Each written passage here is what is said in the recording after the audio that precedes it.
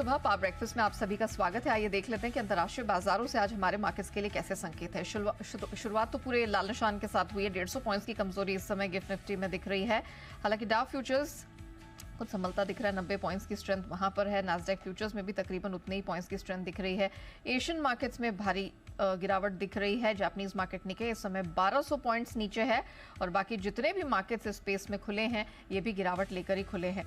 In fact सोना, चांदी, कच्चा तेल, मेटल सब में हमने देखा है कि प्रेशर लगातार इस पूरे हफ्ते जारी रहा है और आज भी हम देख रहे हैं दबाव के साथ ही ट्रेड हो रहा है। क्या कुछ हुआ है एग्जैक्टली अंतर्राष्ट्रीय बाजारों में, आइए समझ लेते हैं। दीपांशु हमारे साथ स्टूडियो में जुड़ चुके हैं। दीप, कमोडिटीज तो गिरी रही थी लेकिन ये इक्विटी में क्या हो गया, इतना ज्यादा प्रेशर एकाएक? आई थिंक थोड़ा रोटेशन का जो ट्रेड चल रहा था कुल और सिवियर आपको होते हुए दिखा है। एक संकेत तो हमें था ही कि अमेरिकी बाजार गिरने वाले हैं, क्योंकि जब हमारे बाजार बंद हो रहे थे तो 200 पॉइंट नीचे डाउ फ्यूचर्स थे, 200 पॉइंट नीचे नास्डैक फ्यूचर्स थे। आईटी ऑलरेडी यहाँ पर आप देख रहे हैं थोड़ा रोटेशन चल रहा था और फिर जो नंबर्स आए हैं दो बड़ी आईटी कंपनीज के, वहां से बड़ा डिसअपॉइंटमेंट हुआ है और उसकी वजह से अक्रॉस आईटी कल बिकवाली हुई और अक्रॉस आईटी की बिकवाली के साथ साथ अक्रॉस मार्केट से यूएस में हमने कल बिकवाली होते हुए देखी है। तो अगर आप देखेंगे भारी भरकम गिरावट वाला दिन था। डाउ आपके लिए 500 अंक लुढ़का है और लंबे समय बाद 40,000 के नीचे आपको डाउ बंद होते हुए दिखा है। आईटी में भारी बिकवाली थी, 3.5% आपका नास्डैक कल टूटा है।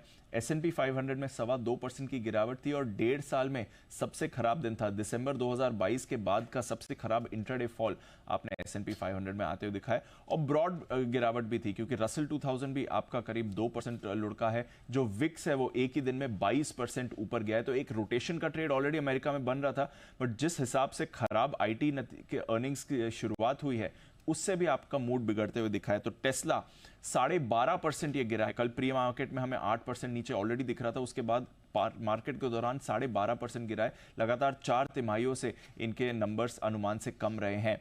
इसके अलावा आपने एनवीडिया में लगभग 7% की गिरावट देखी है। मेटा आपका 5.5% नीचे था। अल्फाबेट जहां पर भी नंबर्स ठीक थे बट यूट्यूब एड रेवेन्यू के कंसर्न थे, वहां पर आपको कल 5% की गिरावट दिखी है।